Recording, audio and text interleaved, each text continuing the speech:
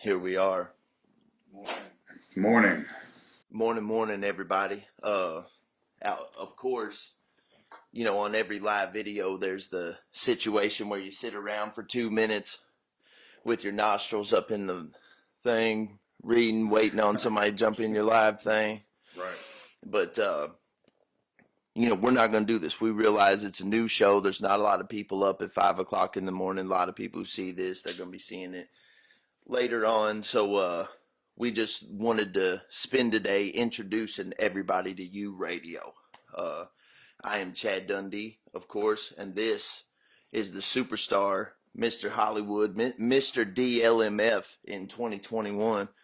Big Badass Berserk, what's good, brother? Too kind, brother. Yeah, what's up, everybody? What's going on? Shit. I tell you this right now, it's a really good time to be alive. Very, very grateful for what we got going on at DLMF, man. Yes. Yes, I concur. It's crazy because there's a lot of cool stuff, and people correlate cool stuff happening with it being like just success. Your stuff's popping, so you're real busy, you're having fun right now. But I've never worked harder as an artist. Yeah. There's not any kind of like pampering or any kind of more so of an easy street now. I feel like I'm not at all. And you especially, man, you out here working, here I am, I'm just the one holding the camera and shit, and then you're the one jumping through the fires and all that business. So, well, for me, it's a lot of fun for me, but at the same time, what you have to do behind there, piecing together the way that you do scenes or videos, that overall grand vision, I couldn't really see it. When it comes to music, it's cake and it's easy. When it comes to acting, it seems cake and easy. Of course, it's not all the time, but when it comes to the filming part, hats off to you. Well, this is the thing. Okay, the way that I see kind of the thing that we got going on is, a lot of people, it's crazy that a lot of people don't know about the Cadillac Dundee thing, the musician when Cadillac Dundee was doing the Berserk thing. When that was all we were doing, a lot of people don't even know about that part. Yeah. But during that part, I kind of felt like what I really had to offer was kind of like creative ideas. Yeah. More so than I was good at being a front man, or more so than I was good at being like a hip hop MC or whatever. I just thought I had some really cool ideas. And I could see some things that needed shifted, some things I wanted to do. And I said, man, I think it would be really, really cool if there was just like another person that was kind of there that wasn't really focused on being the artist, was just focused on making this creative shit really happen. And so that was kind of, why I took the approach. And what we're doing right now is because I feel like with you, not only do you have star quality, star power artistry in your stuff, you can also get that thing that I was, wanting to have, that kind of overseer, making sure the creative part of it was. Yeah. And so that's why I think it's like such a powerhouse thing that we got going on, man. It's crazy how it came together too, because it all started with just a reach out to be in a music video. That's it. From then it just spun from there. See, to the people who don't know, okay, DLMF been around forever and ever, 150 years. And several years ago, we were doing a music video, and it was our first music video that we had done in a super grip. And we kind of like put a post out there saying, hey, anybody that wants to come help with this music video we're shooting, come holler at us. And there were several people that did, but Berserk hit us up. We checked him out. He seemed like he was like the most legit, kind of the most with it and all that stuff, and looked like he looked good on camera and that sort of thing. And he came out, and man, like, I know you remember this, but every time he came out, it would be like 8 and 9 hours on set, going into 4 and 5 in the morning. And there'd be some days that he'd be soaking wet in costume just to be on camera for 2 seconds, but be sitting around waiting for 8 hours at a time, and then showing up on time each and every single time. And I was like, wow, dude, this is really cool, man. We really owe this guy a steak dinner. You know what I'm saying? We need to do something really nice for this guy for doing this for us. And like, you brought that CD in. Yeah.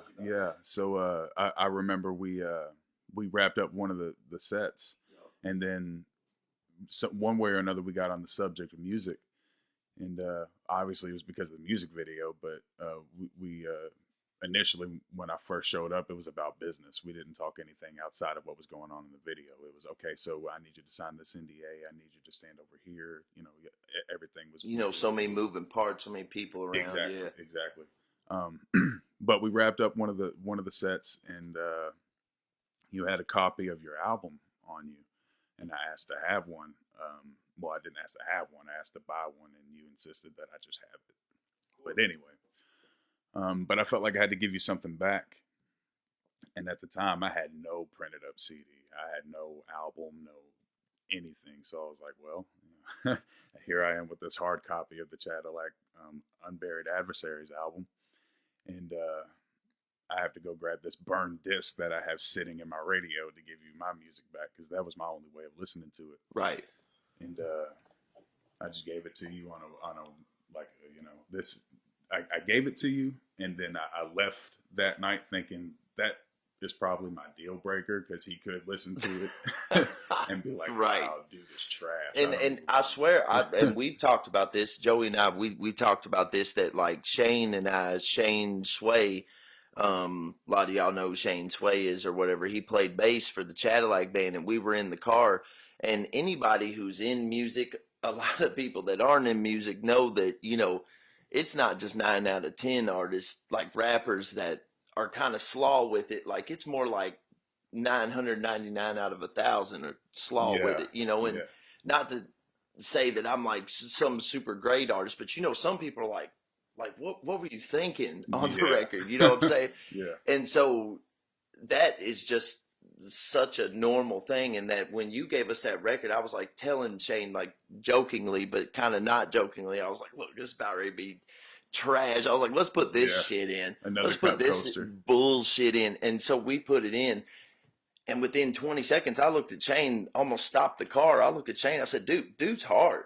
Dude's like legit. Like, dude's serious. And then, that was the first thing. Like, we couldn't wait to see you again because of how hard this was. And that's when you were doing the DBIC stuff. Yeah. Wow. Yeah. Yeah. And that was right around the time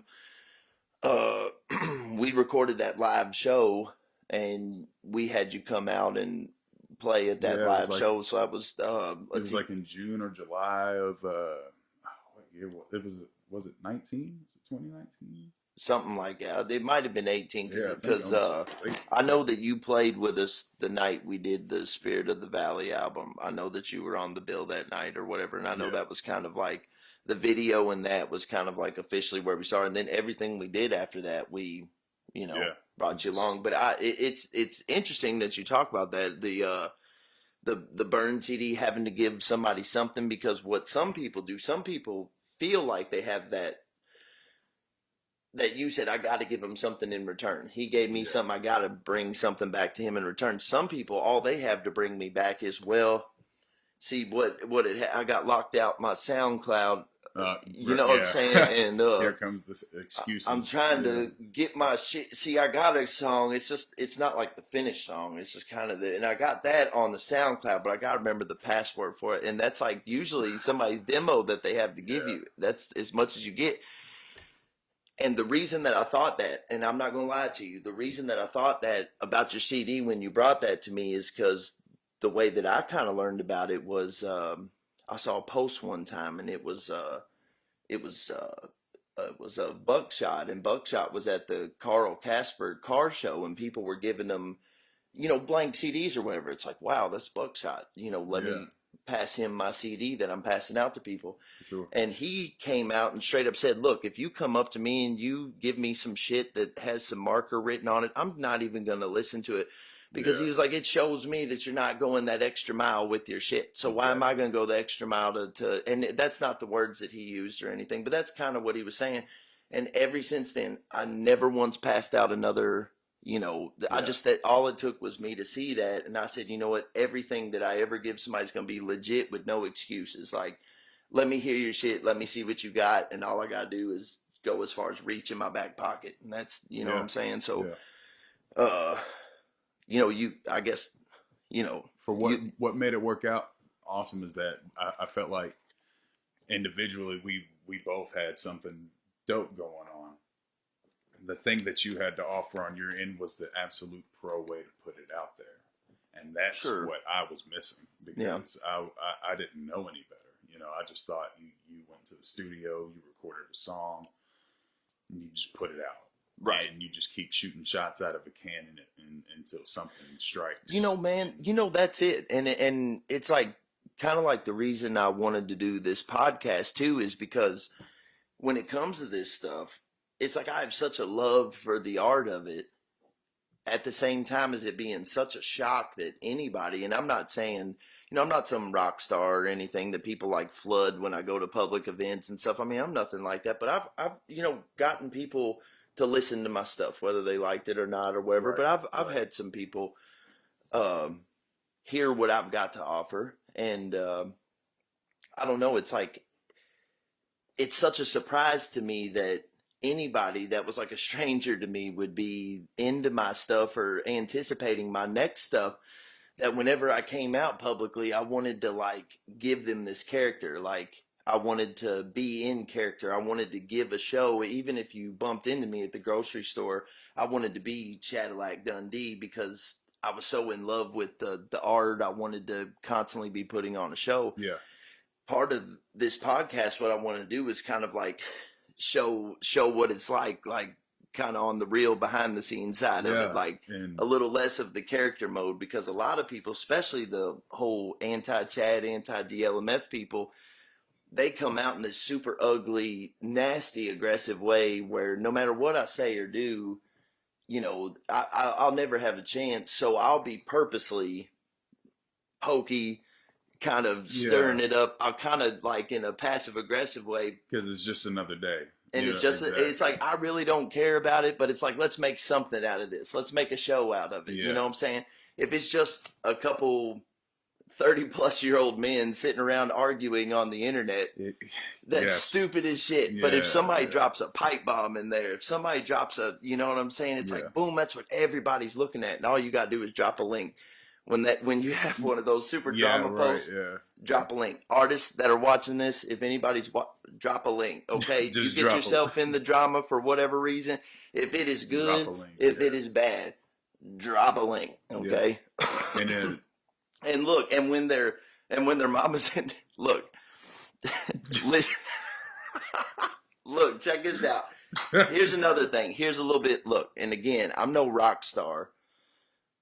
And if I've ever struck anybody as saying, hey, look at me, I'm better than anybody, and I think I'm so much better than anybody, please understand that's part of the character. It's part of the Conor McGregor thing. It's part of the, and it's like there was the Cadillac Dundee thing doing that before there was even a Conor McGregor exam, and I'm not correlating to, I'm just saying like I've been on that shit, you know what I'm saying? And but I'll tell you this, let me be prideful and let me be stern about this. Let me give some advice. Let me give some unsolicited advice to all my upcoming artists out there. Yeah. Please, if you're listening, okay? If someone that does not like you drops a diss song on you, right? You share it. Drop a link, okay? Yes. You're going to see a lot of rotating subject matter that happens as a part of the show. Drop a link, okay? If someone writes a diss song on you, drops it on you, post it on your thing and say, hey, this is what other people that are spending their time and hard-earned money to put themselves out there, they're sitting around trying to think of the coolest thing they can to get people to listen to their shit. Yeah. And the best thing they can come up with was to think about me. Everybody listen to this. Now what happens, there's like this weird period where they come down off the drugs they're on. Yeah. And their mamas and daddies see what's going on. Artists, they will message you and beg you to take it down. Take down. Please take down the song. Yeah. That's embarrassing. He humiliated himself. We're so sorry. Please take it down. This is what you say when they beg you to take down the diss song another person posted about you on the internet. You say, it stays. It stays. Mr. and Mrs. Robinson, it stays. Okay? There it is. Never ever feel bad. Never ever feel bad for somebody that finds solace in making other people feel bad. That's just kind of, Misery loves company, man. that's it. Yeah. And what you and I were talking about it. It was kind of strange. I've I've never been like a ultra religious type person. Like, if I ever tried to like be some type of holy roller or claim to be a holy roller, there'd be a lot of contradiction that we'd spend a lot of time talking Yeah. about. So therefore, I don't try to. Make sure you take a good look in the mirror before anyone claims to be Well, a saint, sure, for sure. indeed, Yeah, and nobody's perfect. but trying my hardest. But I also know that a lot of reason for that comes with like tradition. Like I'm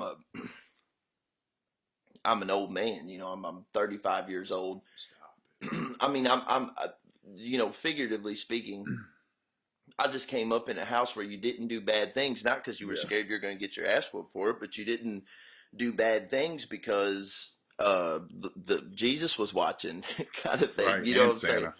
Came up from that kind of place, and so therefore, a lot of the following, I got to do the camera thing, but a lot of the faith and stuff that I have, I know it's kind of somewhat of a new age thing to not really depend on Christian based faith to still have spirituality. Yeah. When I was younger, the lack of spirituality meant like an anti-spirituality. You know what I'm saying? Yeah. Nowadays, I think people are finding their faith and spirituality in places just other than the Christian Bible, which, Yeah. I don't really think there's anything wrong with that. I think Whatever brings you peace and if there was, if there is or whatever a God in the sky, I feel like if I was, and again, I don't mean to be selfish in this way of thinking, but if I was in charge of 7 billion people, it wouldn't be about how many people were bowing down and praying to me. It would be about, everybody just sit down and be happy and like do your best. That's it. That's all, and so if people are still able to live peaceful lives and do good to the world, I think that's all a God or whatever would really care about. But here lately we've been we yours and my thing is always like kind of a thing deeper. It's not just about pushing the music to the next level, but it's about pushing ourselves as people, to the next level. And we kind of touched on some spiritual stuff this week, just like dabbled into it a little bit. And we did, yeah. it was unique. It was really, really unique. But one thing that I thought was like a consistent pattern that was being said was just to like be grateful for the people who are worried about you, and to be grateful even if they're, no weapon against me shall prosper and all that business. Like, it was just this consistent reminder to just not worry about anything. Don't worry about any stones casted your way. If the world is all about being happy and being successful and all that, like, your best bet is just to not worry about the things that don't matter. You know what I'm saying? Well, and the thing that I picked up on, especially this past week through our conversations and everything that's been going on, I feel like something that artists forget about the most, whether no matter what kind of entertainer you are, people are starting to forget about the people. The artists are forgetting about the people, and it's me. It's what I think. It represents me in a certain way or anything like that. And for me, as an entertainer, it's about the people. So if the people want something, why, don't do anything to prevent that, because you're throwing a wrinkle in what could possibly be a tremendous weight. That's so true, and I could beneficial for everyone involved. I could learn from that in a big way myself. So that's so true that you say that, and in that same token, like I feel like you're so right. It's about the people. Like, you make it to entertain people, not to set your own status in some kind of status rack amongst other people doing it like you do it to entertain people. And so like I feel like in the name of that, I don't feel like enough people are like giving the people a show to want to come like support. Like, people are really getting off work and in their work clothes, going to these shows, and they're literally just playing their songs on YouTube and then getting on a microphone and just doing karaoke of their own shit in their work clothes and it's like, how much do you expect people to kind of go out of their way to support that? Like, I know it's a big thing to like support the locals and do all that, but like, and I come from that. I've learned straight my up. lesson from that, you know. Me too, dude. Yeah. Me too. I I mean, think dude, I everybody remember. kinda starts Look, kinda this like is a true story. That's why I love this shit. That's why I Yeah. want to do this shit. Yeah. Look, this one story. 2011, 2012, or something like that was when the Hillbillies did the bass drum aliens thing. I don't know if you remember that, but when they started Island Earth Records, they did. It was like a all rap kind of dubstep kind of Party. but the same members of the Hillbillies, like the hip hop or the vocalist of the Hillbillies, but it wasn't like as alternative, you know, kind of stuff as alternative rap kind of thing. It was more like a hip hop dubstep thing. It's really cool, and they went by another name. And they asked me to feature on the record or whatever. And at that time, you know, Speak of the Devil hadn't come out. I mean, I was just like going around town spitting verses and shit. So they like asked me to get on their record or whatever, and that was like so flattering, dude. And so they put this record out, and they hit me up a couple times to ask me to like come perform this song with them on stage. And I wasn't going to miss that shit for the world, you know what I'm saying? But I also had this job, and it was like part-time at UPS, so I had to get my hours and shit like that. So it's like I'm like, stay up all night, and then I'm so nervous about the performing with the Hillbillies, and then go to work again that night, leave straight there, and then go perform, and taking shots and shit, haven't eaten anything, haven't been to sleep, and all that stuff. So, dude, I'm in my work clothes from UPS performing with the Hillbillies for the first time. I didn't think I was going to be able to go on stage, and I like puked my guts out right before I got on stage, and I was able to do the performance, and you know, the rest is history or whatever. But that's happened to me before too. So trust me, don't think I'm acting like I'm above it. You know, I learned my lessons the hard way more than anybody. Trust me. But I think it's important that if people are going to come out and like they'll come to our show and people will be like, well, the only reason those shows are super dope is because he puts on all those lights and because he comes out with the outfits and he hires all this to do all this. But it's like, but that's the thing. Like if that putting on that quality of show is what draws people with anything that you do. That's what you're supposed to do. And so like, you know. That's what I'm saying, and my honest opinion, which, you know, a lot of times when I don't respond to that stuff, it's because I don't really see like a need to, and I don't really need it to explain myself. But it's kind of like that story I was telling you about with me and my brother. When I was telling you a little bit about myself, you asked me, you're like, you and your brother, do you guys ever fight or do you ever argue? Right. And I was like, you know, when it seems like we're going to get to the point where we're going to argue, we just are quiet. Right. It's because we both see the complete uselessness of fighting or arguing or getting the last word. We're just, our intellect is way beyond that. Yeah. We'd rather let it diffuse, gather our thoughts, and then come back and see how we feel in 30 minutes. you know, something like that. And, you know, I mean, just as far as like the show part goes or whatever, you know, like, I don't ever want to like act like, oh yeah, my show is so much better than anybody's. Really, my mindset is like, if I can put on a show and it go over and I can bring that many bodies in the place, like imagine how much you could do if you put on that same exact show. Like, that's what I'm saying. Like I beg the people in the local scene, and I know sometimes it, again, from not explaining myself and shit, I know it gets misinterpreted because when someone doesn't know where I'm coming from, they just assume where I'm coming from and then judge me based off that. And it might be it's coming from a bad place automatically because based upon what they've heard and that kills me because most people will hear about you before they even get to meet you, and they've already made their assumption. And you don't have a chance. You know what I'm saying? And what I say to myself, what I beg the people to do, or these, you know, the people, it's like, don't sit back and like pull me down because of what you see me have and like downgrade what you see me have. Like, come out and do what you see me doing and compete against me doing it. You know what I'm saying? And like, it's never going to be any type of, oh, well. And it's not compete against me. It's not like compete against me. But what I'm saying is like, when I see some super hot shit, like, okay, for instance, when I saw Lil Wayne's Unplugged performance on MTV, that was the dopest shit I'd ever seen in my life. He did a Hail Mary cover with the live band and shit like that. Dude, that was the dopest shit ever. I'm like, dude, that's what I got to get right there. And from that moment forward, I started, like, putting a band together, started playing on stage with a guitar player, stuff like that. I wasn't like, oh, man, fuck Lil Wayne. The only reason Lil Wayne is dope is because he has that super cool band on. You know what I mean? Yeah. I was like, if he's dope because of that, imagine how dope it would be if I could, you know, like, that's the way I looked at it. And so I really wish that that was more of the approach that some of the artists took. It's like,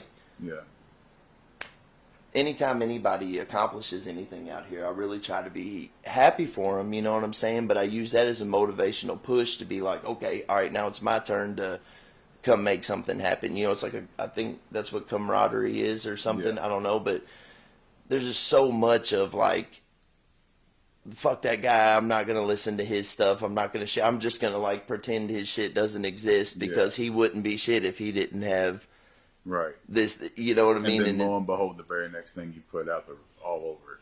And then you got the narrative of, I thought it was fuck me. You know, like, when is it really fuck me? That's one thing that's always killed me, too, is that I'll have somebody hate on a post or, like, hate on a video of mine. And then, okay, cool.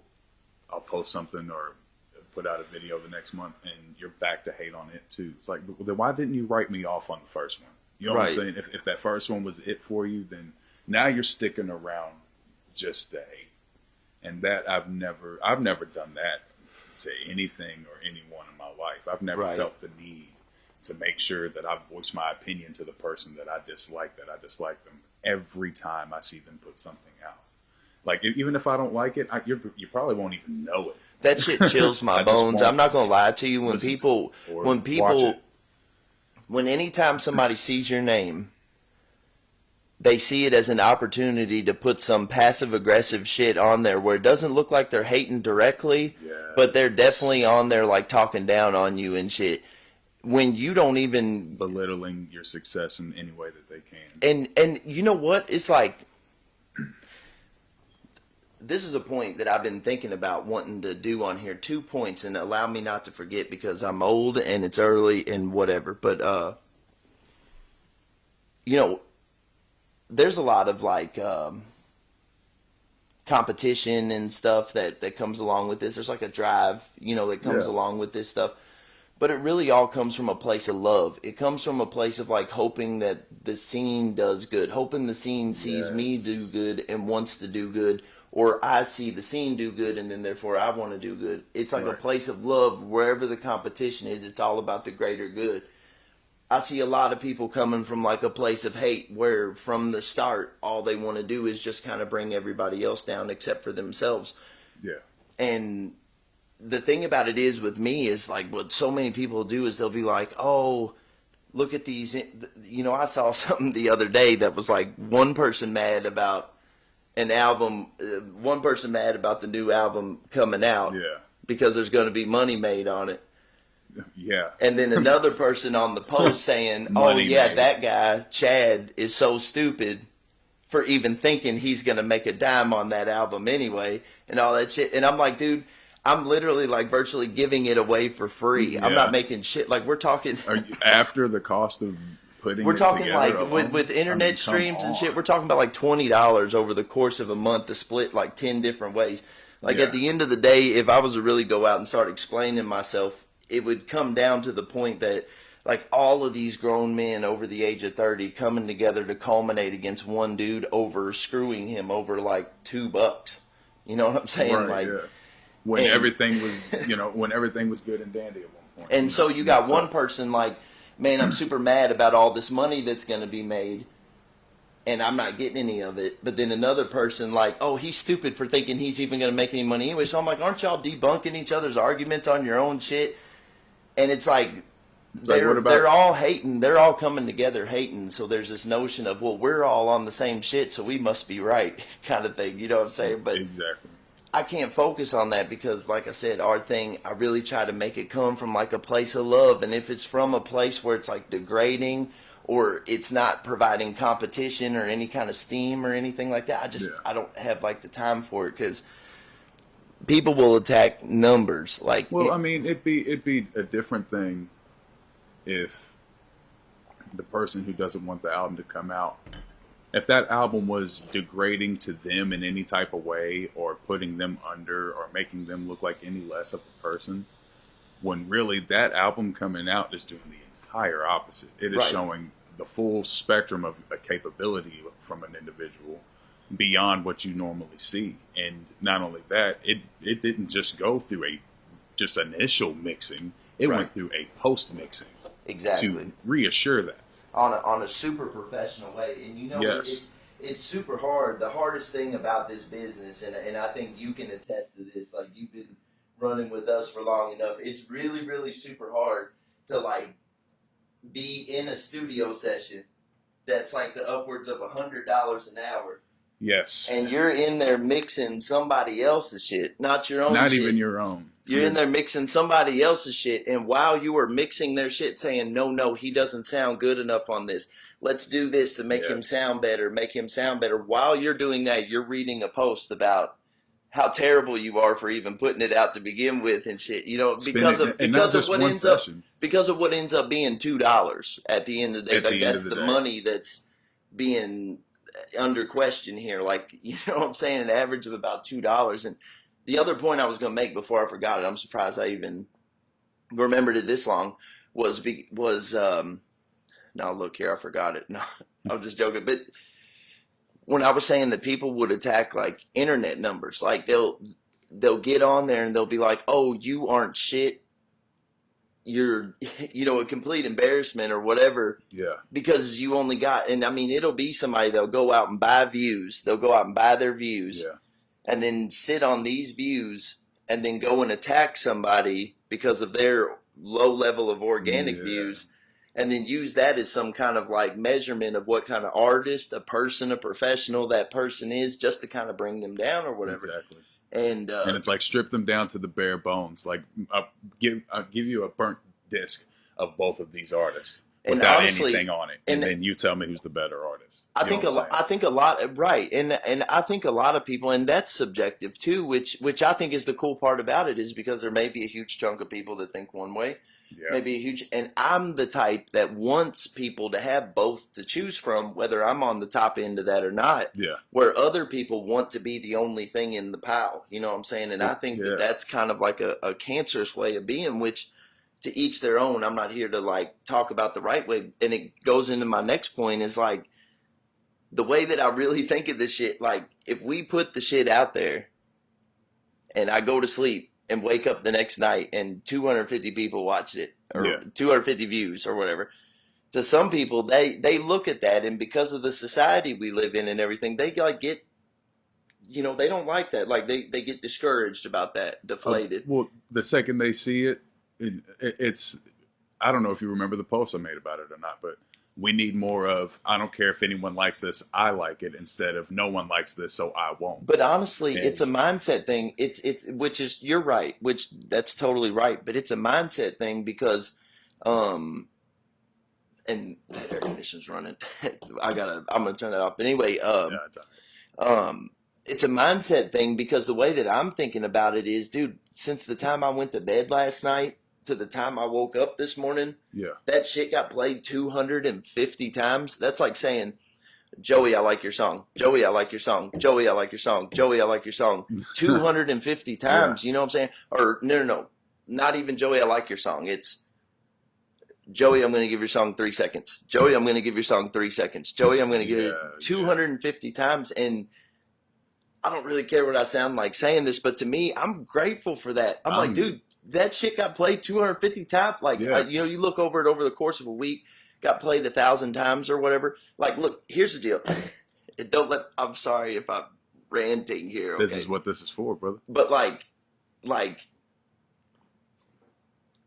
the shit that we make is like blood, gore, risque, devil, scary 80s fucking drive-in movie theater, okay? Exactly. Back when that shit was at its biggest, it was the lowest of the totem pole type shit, okay? Yeah. So I don't expect us to come out with a blood and gore short movie, blood and gore song, blood and gore whatever, and expect to have these mountain waves of fucking viral fanaticism over it. I really don't. Maybe once a year, and it's around October, then you might get that, where people that don't even the reason Chad D never went hip hop, the reason Chad D never changed up his styles and reinvents this, and the reason Chad D never did any of that is because regardless of if 100 people are listening, 1,000, 10,000, like, I'm gonna keep doing the same shit. Yeah. If Haystack, there were several years ago, him and I kind of became pretty close friends, and he was talking to me, and he said, Chad, and I don't want to let off any kind of personal business or anything, which it's not anything serious, but he said, Chad, I've been doing this music thing for 20 plus years now. He said it paid the bills in its entirety, blank amount of years out of those 20 years, which was much less than 20 years, saying that music was all he did. You know what I mean? Right. He was going to make the same music he was going to make regardless of if it was going platinum or regardless if it was not going platinum. You know what I'm saying? That's the same. That's the way artists used to be. That's the way I feel like I am. I'm going to make the same type of shit regardless of what's popular, regardless of what anybody else is doing, regardless of. And so, like, somebody comes at me about numbers as like some kind of determination of character or skill or talent or anything. Like, I can't worry about that because I'm still going to keep doing this even if nobody's listening to it. Like, anybody that knows me on the nose. Sorry, that's exactly it. If you wouldn't do this without the feedback, if you wouldn't go to if there was no such thing as putting out music, would you still go to the studio and make music? Listen, what if nobody was ever allowed to hear what you made? Would you still go make music? When I was 21 years old, I found out that I was going to have my first child. Okay, Nathaniel, he's 13 now. You know what I'm saying? Crazy. But when I found out I was going to have my first child, I was 21 years old. And I said, you know what? I'm too old to be thinking about this dumbass rap shit, smoking blunts and Newports and thinking about rap music. I'm too old to be doing this. I quit for 3 years, completely quit. Yeah. Altogether. And, at that time, that was like around 2006-ish, I think. And if I'm got the time wrong, I just remember 2006, there being a few songs that I made that were really circulating around the part of town that I lived in. I mean, they were really doing well. So for me to just stop doing it was, even then, before I even got started with any of this shit, even then was kind of alarming. I still had people asking me for new shit. Yeah. I was like, no, I'm having a baby. I'm doing the right thing. I'm too old to be a rapper at 21. You know what I'm saying? This shit ate at me so much. I had dreams about writing music. I'm sitting in the car thinking about shit. I'm talking to people, and like the shit that I'm saying is rhyming as I'm talking and stuff like that. Yeah. And it drove me crazy. And then that's when I learned at 21 years old to learn how to play guitar, because I said, I gotta do something musically. It was driving me crazy, not to. And I knew from that moment on that, like, I'm always gonna do this. Like, you know what I mean? Like, I'm always gonna be doing this shit. So it's like, if I have a couple good years where, 2,000 people will listen to my shit in a week instead of 1,000 people or 500 or, whatever, just like, let me have that. You know what I'm saying? Like, please. Yeah.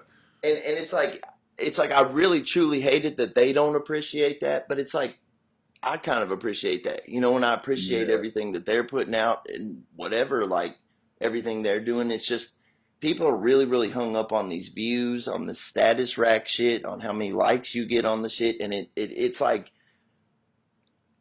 what it tells me right off the bat is that people don't want to make it big doing this entertainment thing. People just want to be stars. Yes. People don't want to be known around the world for this. My scheme, my gimmick. They don't want to be known for this amazing art that they put out there. They want to be known. They just want to be known. Yeah. You know what I mean? And when people are hung up on that to the point where they'll be ugly with you because I paid for this big amount of numbers. You didn't even pay for your numbers. Yeah, right. Like, you're stupid for thinking your things will do anything. You know what I mean? Yeah. And in the meantime, until any one of us are riding around out here in one of these new Camaros or new whatever, in a Lamborghini like Conor McGregor and shit, ain't none of us really making it for real. Right, yeah. I mean, how many people you see from Louisville, like, making it on TV that'll be on TV, no matter on what capacity. You know, you'll see. I mean, goddamn, First 48 is Yeah, in Louisville all the time. You all know, the time. I mean, there's Our Prophet did so much shit outside of Napiers. He was on Our Prophet was on Catfish. You know what I'm Yeah, saying? Like people get on TV and stuff here. It's not that yeah, and but even so, even if you get on TV, even if you get on like a, I remember it when I was younger. There was this girl we went to school with that was on the Jenny Jones show, right. and because she was on the Jenny Jones show, by God, you were to respect her Oh for the yeah, diva she was. you are to throw rose petals as she walked in on the ground. And even so, and which that's awesome that she was able to do that. You know what I mean? I was Yeah, nowhere near ready to do anything professionally at that age. You know what I'm saying? yeah, So that was really awesome to see. But until we're all out here, like not able, like having to hire somebody to go to the grocery store with us, we really can't be picking on anybody else about how much yeah. less their numbers are than ours, because I don't know, it's kind of silly or whatever. But We wouldn't we wouldn't get anything done if we were worried about that anyway. So. right, no doubt. I'm gonna I'm gonna go turn this off. You got anything interesting to talk about for 10 seconds while I go change this shit up? Yeah, let's think about something interesting to talk about for 10 seconds. Hmm. Normally, people pay a lot for 10 seconds of time. Airplay. A free What's 10 it gonna seconds. be like? What's it gonna be like in the year 2000? In the year 2000. You mean 3000? No, in the year 2000. What's it gonna be like? I'm thrown off by that question. The year 2000. Well, I know what it was like in the year 2000.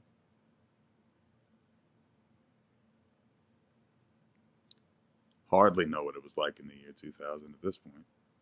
2000 was 21 years ago. In the year 2000, I remember Y2K being the big hype. All the power going out, people going loony, and all the horror stories you heard about what was going to happen when it turned the year 2000. You down here reading goosebump stories to people? Yep. Hey, R.L. look, Stein stories. listen. I gotta put this out here in the name of helping the people, helping the artists, helping the young people, helping whatever. Fellas, please, for the love of God, please wash your hands before you, or wash your face before you wash your balls. Yeah. Please. I can't tell you how obvious you make it when you're the type of person that will wash your balls before you wash your face. Yeah, There's I a lot learned of that lesson the hard way. there's a lot of ball faces out here, Yeah, Joey. A lot of for cheese sure. dicks out here, and Yep. it shows. Wisconsin cheddar dicks for sure.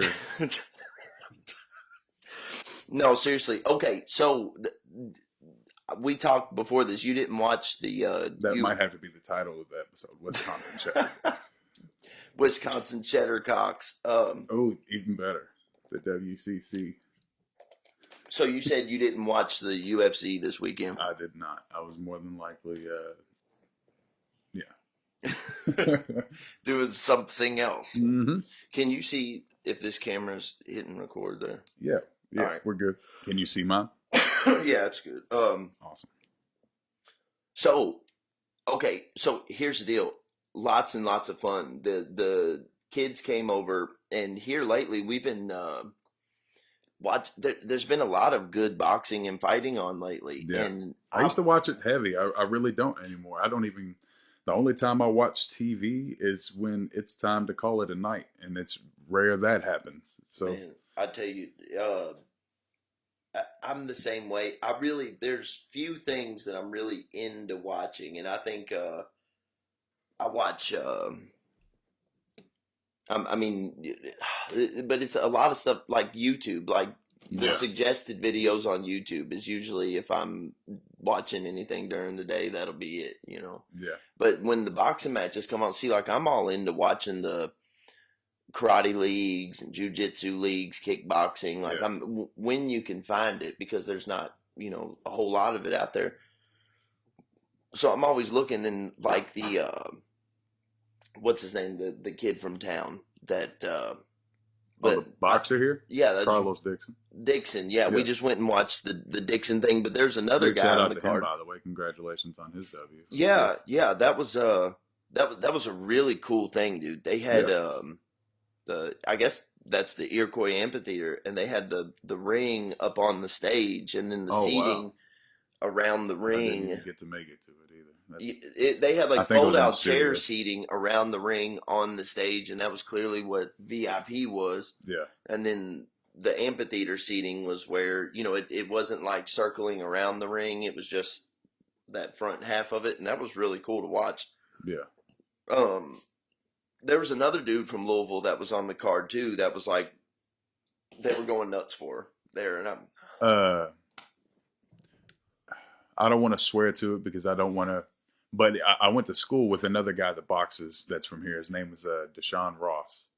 that might Um, have been him, he maybe. he Dark was skinned guy, braids on the not like cornrows, but like hanging braids, no, I maybe. don't believe he has braids. Right, I think his hair's shorter now. But I do remember back in school, he was a pretty big guy. He was very big. He played on our offensive line and defensive line in football. Yeah. And from the time that he got out of school into now, he dropped all kinds of weight, got in super crazy shape. Awesome. Don't you love Oh, to see I that? love to see it, man, because he was also one of those people that, like back in school, I'm sure a lot of people didn't give him a lot of, a lot of people didn't think that he'd be the type that would do Right. something like that, and then to see it happen, Whenever I see somebody have a big weight loss like big that, love, man, I swear big I love. feel like refreshed, like I just got out the shower. Like I take a deep breath of relief. You know what I'm saying? Because it feels so much better when they, you be hearing people talking about. I mean, weight losses I could never imagine, a journey I could never imagine taking. I don't know if Yeah. I'd have what it took to go to 100-pound weight loss or something like that. So I mean, I'm like, Mine happened, but it didn't happen with me trying. It just happened. yeah, it was weird. When I first met you, you reminded me a lot of my old bass player, good friend of mine, Matty G. You never I never you weren't met around for him. Matty G. Okay, so you reminded me a lot of him. I always thought you guys looked a lot alike and kind of sounded a lot alike. And then out of nowhere, I don't know. I guess you have some kind of secret bat cave that you escape off to, but all of a sudden, it's like, dang, No, the former me was taken in by the government. They cloned it and then made me I see. a 2.0 version I was of like, the full dang. berserk. Uh, what's that? Yeah. You ever see that movie with Mario Van Peebles, like Mike? They were like, They he called writes it a great soldier. music, but what if we made him just a little bit better? And then Look, I was swept up in a. But anyway, I can't tell the story. they got a movie. They got a movie with Mario Van Peebles where they want to make this super elite super soldier, Yeah. and they make him in Michael Jordan's likeness Oh to make him wow. It's called. I think it's called. But yeah, It's not Like Mike. I think Like Mike was the one with Bow Wow. yeah. But it was something like that. It was like, dude, they The like most ideal athlete. I guess. I mean, when did the movie come out, or when did that come out? it was right, late '90s Yeah. type Then, thing when Ed Jordan's height of his popularity and stuff. sure. But anyway, the point being, we went and watched that fight, and then Conor McGregor fought Dustin Poirier for the second time and hurt his leg, got knocked out, and then they like ran it back less than 6 months later or something like that. So Yeah. we go to the amphitheater fight in Louisville. Anderson Silva had a boxing match against Julio Cesar Chavez Jr., which was really cool. It was like boxing, not MMA. Yeah. If I'm not mistaken, I think Kamaru Usman defended his belt, and then these fights. So we've been reeling. There have been some really good fights here lately. The heavyweight fight too, Anthony Joshua and or not Anthony Joshua, but Tyson Fury, Deontay Wilder. Yeah. Yeah. That was all really crazy. That was cool. Like the heavyweight division's the most entertaining it's been in 20 years. But it's a lot of fights lately. So we're sitting watching this fight, and the whole card is super entertaining. Like the whole time, the whole thing is. Um, there's one guy. I think what his name was. Hell, O'Malley, O'Mary. I think it's what his name was. Yeah, Anyway, you would know better than I would. white guy with cornrows going down the back, kickboxer, skinny, looks like Gumby. Okay, and dude, he was lighting this dude's face up. Listen, if anybody, tell me if any of y'all watch this fight. Okay, O'Malley's, I think the guy. I mean, dude, he lit Joey. He landed 200 punches in this guy's face. 200, 204. Landed 87% of the punches he threw. I mean, this guy kept coming at him, like walking forward, coming at him, like it wouldn't go down, and he was just chewing this guy's face into hamburger meat. Yeah. And the referee eventually stopped it. But that was the first fight you'll ever see in your entire life where a referee stops it because the dude who got knocked out is like walking forward still. What? Right. You know what I'm saying? Yeah. Dude, Dana White said he was like a zombie. Jesus. But the Conor fight happened, and Conor looked all pumped up. It was all super. Everybody was, Poirier looked all pumped up, and they came out the first round, and they were just throwing big haymakers back and forth to each other, not really landing much of anything, I guess, from what I remember. And then they got wrapped up, and Conor tried to go for a guillotine, but Poirier's like jiu-jitsu black belt specialist, whatever, whips right out of that shit, gets on top of Conor McGregor, I'm talking the avalanche of Brother Samson. I'm talking fucking starts hammering. Conor gets up, his fucking ears bleeding, his fucking all that. I mean, dude, he was hammering his ass. They get in a little. Conor steps down, falls down flat on his ass. Okay. Yeah. The whatever. So Dustin Poirier goes to walk back to his corner. Referee goes to look. Conor's like picking his leg up, but his foot to the start of his shin is still laying on the ground. He's like picking his foot up. And they show that shit back, dude. Oh my god, dude. It was like, it was almost like his foot was nailed to the ground and he tried to take off running or something. It's like that because I didn't get to see it happen, but the one that I did get to see happen, and it wasn't an MMA fight, but it was the U of L Kevin Ware. Was his name? That type of shit was like the type of shit it was. It was like that. Yeah. I saw that happen live action. Like I was watching the game, and then I saw him stop out of nowhere. You don't really see it happen, but I just saw everybody was making the way back down court, and one person was not. And I was like, well, obviously that's a whatever. But then when they showed the replay, I was like, that's not just a whatever. That's like, oh my god, dude, that shit's crazy, man. And I hate that because, I remember feeling the same way with Chuck Liddell. I remember feeling the same way with Rampage Jackson, same way with Anderson Silva, same way with Brock Lesnar. I mean, it's like what sucks about fighting is like I feel like a NBA player or even an NFL player can kind of go out with a respectable career. They kind of take a lesser and lesser role, kind of just fade out. They have a real ceremonious thing where, in MMA, the way somebody is retired is they're fucking on fire on top of the world, and they get beat 3 times, and then boom, they're done. And it's like, I can imagine the psychological alone effects that, go along with that game, dude. It's crazy, but it's interesting. I was watching the post-fight press conference, and they were talking about how MMA does bigger numbers now than any other sport in the world. Soccer, anything, golf, basketball, football, everything. MMA is now like the biggest sport in the world. I remember, and this is a testament to how I do not keep up with it like I used to, but I remember Dana White coming out and saying that he was going to make MMA an Olympic sport at some point. That'd be cool. I think that'd be cool. So that has not happened. No, they have judo, they have karate, they have the wrestling that they use, the Greco-Roman wrestling or whatever. I'm trying to think of what else they have. They don't have.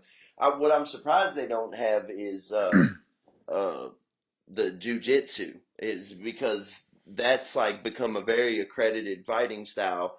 Boxing's an Olympic sport, isn't it? Yeah, Olympic, and yeah, boxing is yeah. too. Yeah, I think maybe even Taekwondo is also. So like, Jiu-Jitsu is like a accredited singular style. I understand like MMA where they feel like it's like too much street fighting kind of thing, too much of a freestyle situation where it's not technique as a sport. Like, I mean, which it is, but I can see where mixing the martial arts would be one thing. But I'm really surprised they don't have Jiu-Jitsu because You that's know, and it makes me wonder if it has to do with the origin of the styles of martial arts. Because with boxing, I feel like boxing is just kind of its own style. It yes, doesn't really, I don't know what region boxing derives from or where it originated from, but I feel like boxing's just been around as long as people's been around, right. throwing hands. But I think the difficulty in, I guess my opinion, in the difficulty of making it an Olympic sport is like, okay, well, if MMA is an Olympic sport, then the USA can't use Brazilian jiu-jitsu. Brazil can only use it. But that's You know the what I'm thing. saying? Like, But that's the thing. Brazilian jiu-jitsu has gone international, so I think jiu-jitsu would be the same way. It would just start there instead of yeah, I think. But anyway, yeah. So that's I tell you some things that I've always been really really into is before my life became consumed by this entertainment shit. I was always into the boxing and shit yeah. before MMA was real big, but I like right around the Chuck Liddell time was when I started getting real. I think that's when everybody started getting into it, really. I got into it real heavy when it was the whole Frank Mir Brock Lesnar thing going on. Yeah, dude, which That's was when I awesome. was like, okay, because I had already been watching wrestling, Yeah, and for me, I just started to like stop watching wrestling around the time that Brock Lesnar started doing MMA. yeah, It wasn't like he did that switch and it made me stop. yeah. It was like, oh well, I guess there's a little piece of wrestling that carried over. You know what I'm saying? That I thought I was done watching wrestling. Right, I guess it's not going to leave my life just yet right. because I just started watching MMA, and yeah, that's when I was really big into it. Yeah, but and I really, really, and it's the craziest thing. I guess it's telling about the society or whatever. But I was always football and basketball player, but I felt like basketball was like my number one sport, and I Yeah, really loved to watch it and play it and all that. And it was, I think, since cable has transitioned, like uh, TV has transitioned away from you like getting a cable deal yeah, and you just get the streaming services or whatever. So because of that, and I know you can get like NBA and networks and all that shit, but yeah, it's like I don't know. It's like as a kid, you just sit down and you turn the TV on, see what game's on, kind of thing. Now it's yeah. like Now you got to look at maybe the I'm just not hip with it with the times or whatever. But yeah, but anyway, for whatever reason, because of that, I just don't watch much basketball anymore, like I did, and football for the same way. And so like MMA is kind of just something that's on pay per view. It's kind of on when nothing else is going on kind of thing. So I don't know. I just kind of yeah. gravitated towards that. And the boxing too. I'm still crazy about it's crazy the era of boxing we're in now is kind of like the celebrity fight. That kind of seems like that's where boxing is, which Yeah, is and that's kind of bittersweet because I loved boxing for the fact that it was like one of those stand the test of time, see who's the better man on your feet, hand to hand, no grabbing me, no throwing me to the ground and choking me. Let's see who can just survive these blows. Granted, there's gloves on, but I mean, you're going to start to forget they're there. And when the whole celebrity thing going into it, I mean, it's cool and it takes it to the next level, but it's like it kind of compromises its integrity. well, You yeah, know? and I mean it kind of goes back to I mean people call it savage or they call it whatever they want, but I mean it's like people having an obsession to see popular people fighting each other, like meeting each other in the hallway and fighting each other, Yeah, yeah, and then people saying, well, people would obsess over this, so let's make some money off of it, and that's what they exactly. do. If And they'll I'm pay like, for it, give it to them. and it's crazy because they can straight up let you know they're doing that. And then we still, you know what I We mean? still It's want such it. a primal thing for Yeah. us to You love doing. understand what I'm doing to you right now. Yes, I do, and I don't care. Give it to me. Well, and honestly, like I don't know, the way that I am, like, a lot of I've known people that, like, if a fight is on or something, all of a sudden they're acting like more hard, and they're acting, I don't know, it's like that kind of stuff triggers people, Yeah. it makes them feel like they're tougher than they really It's kind of are. like you remember when the first Fast and Furious came out, and Yeah, then people left the theater in the minivans doing burnout, yeah. racing for pinks, and Right. Well, and everybody thought they were Dom. yeah, and I mean, I'm the type of guy that, like, I really like watching the stuff for the sport of it, for the point system, like in the karate tournaments. I don't know if it's still this way. I saw this one league that was, they kind of let them go at it in rounds, which was really unique for just all karate stuff. Like, they're fighting in gis and stuff, but they let them go for 3 minutes, because in the traditional system, it would be like a very quick thing. They'd go in to strike, and whoever landed the strike got the point, Yeah, and then they'd separate them again, and then they go in. It's like like Enter the Dragon. yeah, When Bruce Lee goes against the dude Bob Wall, the white guy, and they, like, put their hands up on each other, and Bruce Lee hits him with that real quick little move or yeah. whatever. That's like how the karate tournaments usually are, or whatever. And that's like a point system. It's like point based Yeah, karate or yeah. whatever. I see boxing Based as, upon strikes. Yeah, I know if I'm watching boxing, that's what I'm watching, is like, I don't really look at, like, to watch somebody get the shit beat out of them. I kind of watch it as more of a sport, where, like, MMA is more like that. It's more of like watching somebody get their fucking ass handed to them, and right. I feel like I don't know, I'm into all of it, but, like, in real life, if I see two people getting into it and shit, like, unless they're really, really into it, or a bunch of people into it, or whatever, but if I just see two people getting into it, like in a restaurant or something, or a bar, Yeah, I see that, and even if I don't know what's going on, my first initial thought is, like, to just, like, break them up and stuff, because it's like, nobody wants shit splashed on them, yeah, broken, right. you know what I'm saying? So my first initial thought is Take just that outside. and that's the same way if somebody's super heated with me, a lot of times, so many times, I'm back to the 999 out of 1,000. So many times, so many people got shit to say, until you're right there, and then you're right there. They got nothing but respect. Put their Nothing but hand out, love. shake your Yeah, hand. You know what I'm saying? All that business. But under the rare occasion, there are times that people come out and they're super duper upset that you exist, and they're yeah. ready to show you and maybe that's at a time that you're not really that upset with them. Like, Right. So you you know can't what I'm really saying? they've already got an energy you can't match At, because you're at, not at, even on that right at the end of the day, these people are literally, like, fuming at the mouth just to see you, when you're like, dude, I haven't even thought about you since the now. Yeah. year and a half ago, it was 2 years ago that I saw you, or whatever, Right. and I don't know, that's sometimes I'll even try to diffuse that situation, you know what I'm saying, because I'm like, dude, it doesn't mean that It's such a waste of my if I have a air. girl with me, like, let's just say I have a girl with me, a female with me, it's going to be the type of female that's going to be more turned off by me getting into some shit like that than she's going to be turned on by that. Like, I'm not Yeah. trying to, like, look like I don't know. Not So, like, not trying but to play now macho. at the same time, if somebody goes, you know what? Let's go 5 rounds in the boxing ring, put some gloves on, let's sell tickets and do that. There's not a single motherfucker breathing I wouldn't do that with. Right. Not a single person breathing. Right. That what I think it was, hell was it? It was 2013 or 14, maybe 15. I openly challenged her a season to a boxing match to sell tickets and stuff. And I don't know if you know this, but her season's like a pro level boxer and shit, physical trainer. He's super jacked. I mean, dude, he would use my head like a speed bag. He Right. would. I mean, he would, dude, it would be, but I hit him up and I said, look, why don't we do this? And I said, I'll even pay you to do this. I said, why don't you train me for 3 months? Yeah. Train me, and I'll go through your workout system, and then we'll spar or whatever. We'll do some heavy level sparring.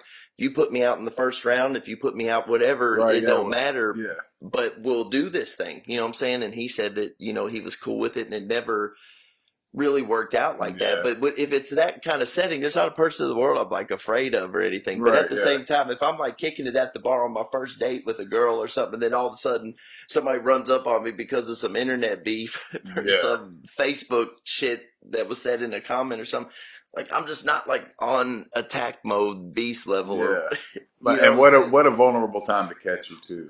You know what I'm And that's, saying? and if I am ever caught like that, that is always the moment. And I'm not saying it's always like a first date or something, but it's, I mean, it'll always be a In situation a with, position where you would look like a fool even defending yourself. with my back turn, when I don't see it coming from a mile away, and then they'll, somebody will spend, years bragging about something like that. And which, The sadder thing is that that's that all that they've got to go on. If that's the case, I wish you had a lot more going for you. and right. And which is, the part, and it's really easy to kind of like sink into thinking about that, and to be like, you know what, this is the way it is, and I feel validated, and I'm gonna let that be known. But like, what I'm saying, at the end of the day, it's all so meaningless. All that shit is So I had a little point I was getting ready to say, but that was what keeps getting repeated in my head is, man, that shit is so pointless. It's, like, you never hear people out of nowhere writing books on somebody's comment section about somebody who's like Yeah, not doing shit. Like, yeah, you don't have nothing to talk about. You know what I'm saying? Especially if you haven't spoken to that man, if you don't know that man directly, yeah. but you That's still know another thing. Yeah, like what chapters and happened chapters to? and chapters of his story. Like, that's like you're keeping up with me. Like, what's the question here, like, Yeah, about what what's I'm going doing? on? You're Yeah. keeping up with the show, so why And not? You know what I'm anybody that saying? I've ever had like an issue with, I'll just go to them. Like the wall going to my wall doesn't serve me any Joey, I'm purpose. talking directly to not. Who's And there? I'm not talking about I'll Yeah. show up to your house where your kids. I'm not even trying to pretend like that. But like, when I see that person, because chances are 99 out of 100 times that person will come up when they see me in person and shake my hand. You know what I'm saying? Like a gentleman. Right, for the out of respect of the passing. For sure. And I think a lot of times where people come down on me is I'll, in a very passive aggressive way, kind of be like, "Hey man, do you remember that time that?" You know what I'm saying? Like, are we Yeah. supposed to be cool right now? Because last time I remember, you were going to like Yeah, yeah. bury me when you saw me, and fuck my life up when you saw me and shit. Like, Yeah, I had a, you know it's what? It's crazy. I had a similar situation like that happen recently. And I won't say any names just out of respect or sure, whatever. man. But I was in the studio with another artist that uses the same studio that I do. He frequents it. And he had gotten some production from a producer that I got production from years back. And I found out that the beat was from that person. And I was like, man, that's a hard beat. Right, I love that. Who's that from? And he told me. And I was like, oh, I got a beat from him like years ago. right. And he was like, you want to get on it? I was like, yeah, sure. He was like, how do you feel about doing the hook? I was like, yeah, I'll do the hook. And I wrote it like right then and there, like the 20 minutes, because it's a hook. It's 4 bars or 8 bars. And when you feel it, you feel it. Right. So did it right there, and then got done with it. And when we got out and listened to it, I was like, man, I can't wait for him to hear that. It's probably been a while since he's heard me on anything. And then the response was, I was like, okay, what am I not being told right now? Right. I was like, well, apparently, last time that this producer heard from you or even had anything to do with you, um, he felt like there was a bad vibe between you two. And I was like, I didn't even know. I was Yeah. like, I wish, that he'd like just came to me and told me. But apparently I had to hear it through him. And it was like years later too. But I also respect the fact that it came to me that way. Because any other way, I would hear about it on a Facebook wall or somebody's post. But instead, it was kept to him and to this artist. But anyway, I didn't even know that. But apparently, the issue was over some type of like leasing or licensing thing or whatever. And of course, you're talking to a younger me that probably didn't even know any better. So if I did make a mistake and you do see this, whoever you are, and this story resembles what's going on, I'd love to make good on that, because again, that was if I made a mistake on like whether the purchase price was wrong or whatever, but at the end of the day, I paid something and I got something in return, Right. so maybe I didn't sell or maybe I sold too many copies of it Right. beyond its licensing. And if I did, I'll be more than happy to upgrade my lease or whatever. But anyway, but yeah, that's just like a similar thing happened to me is that I just had to hear about it, And you know, like, through the grapevine. you know me, when we're always meeting up, we're always working and stuff, and I'm always like talking this, like, if something comes up, I always make sure and like kind of like outwardly speak what I'm doing and why I'm doing it, kind of things. I don't know, maybe to like help with perspective or whatever. But one thing I feel like I constantly regularly preach is like treating it like a regular, like a business. Like, and so hear me out. Like, if this was, let's say we own like a produce company or something like that, and there was like one of the places that we work with on a daily basis, whether it be like the pallet company or whatever like that, you know what I'm saying? If for whatever reason me as the manager of the produce place and the manager of the pallet company had some kind of like misunderstanding with the business, it would be as simple as like sending each other an email with a company letterhead. Hey, there's a discrepancy here. Can we try to resolve it? And then you say, yeah, let me get on my phone. And this is like how the scenario works out. Hey, Tim, it's Chad. Yeah. Hey, yeah, I see this thing. Where did we get it wrong? On this? Oh, it's 0.25, not 25.2. Oh, okay. All right, I got it. I'll fix it right now. Okay, cool. Boom. Done. Business goes on as usual. Exactly. Now, the way like the rap game works, the way that I've noted in the 8 years I've been in it, the way it works, somebody would have that discrepancy, and then they would go to your truck drivers. They would go to your distributors. Yeah. They would go to your people, start calling them, start edit. You know this dude's like a super crook, right? This dude, screenshotting fucking shit. The mix up or the whatever. I swear to God, that's the way the entertainment business, the shit that kind of the shit that we're going through with the Days of Night thing. Now, like, again, you know, it's like the explaining and shit like that, but it's like even currently with what we're going through right now. I mean, you're talking about like a dude where I sit down and I'm like, hey, give me a $1 amount. Give me a dollar amount. I'll pay you the dollar amount. I'll go and get the money cash for you right now. How much do you feel like I owe you? Right. I'll go pay you whatever you ask for. And the person said, oh, yeah, you know, it's not about the money. It's not about the money. Like, I could screenshot that shit. You know what I'm saying? Yeah. Because currently it's like about the money, about the money, about the money. And I'm like, and posting screenshots and shit. And I'm like, dude, I could easily post screenshots of me literally offering you money. What percentage do you want? What dollar amount do you want? Yeah. I got you. Like, you know what I'm saying? I even started a podcast, put a direct phone number, put it on live. You know, this is coming out later on or whatever, but like, I put it on live and put a phone number here for anyone to call in and discuss any discrepancy they have with me at all. Yeah. You know what I'm saying? And like, but what people do instead is they'll like block you and then they'll like set it up in this self-pity kind of way that makes them look like the ultimate victim, to where I don't even have the opportunity to take up for myself and shit. And it's like, by the time you even take up for yourself, it's a mess that everybody's already forgotten about it. They don't even want to hear what you have to say. And so if you have somebody, if there's somebody, anybody that sees this or whatever, you know, like if there's somebody that you see going into great detail about a discrepancy about me putting my new album out that's getting ready to come out, that, by the way, you know what I'm saying, that Doing My Thing Part 1. Yeah. Whoever those motherfuckers were that put that together, buddy, let me tell you, they were bussing. Yeah, they were slapping. It was hitting. That number 2 is going to be everything. That album, when it releases on time, right as scheduled, without delay.